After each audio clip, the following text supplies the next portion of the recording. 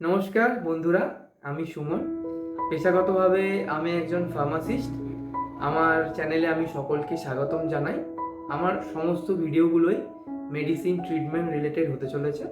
তো যারা আমার এই বিষয়ে জানতে ইন্টারেস্টেড তারা অবশ্যই আমার চ্যানেলটাকে লাইক করে দাও, শেয়ার করে দাও অ্যান্ড সাবস্ক্রাইব করে দাও।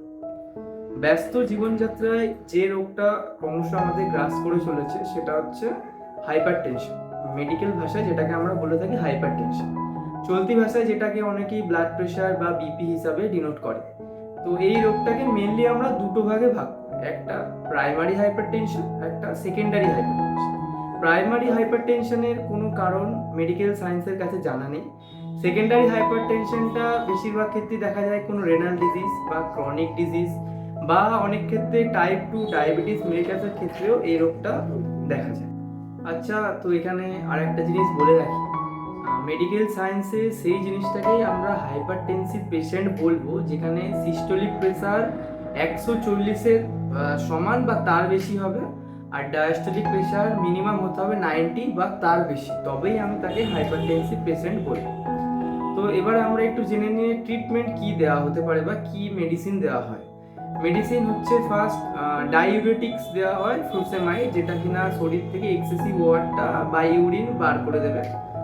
আচ্ছা, তো সেকেন্ডলি দেওয়া হয় যেটা ক্যালসিয়াম চ্যানেল ব্লকার, যেটা খুবই বহুল প্রচলিত একটা ওষুধ অ্যামলোডিপি, সেটা হচ্ছে ক্যালসিয়াম চ্যানেল ব্লকার দেওয়া হয়ে থাকে।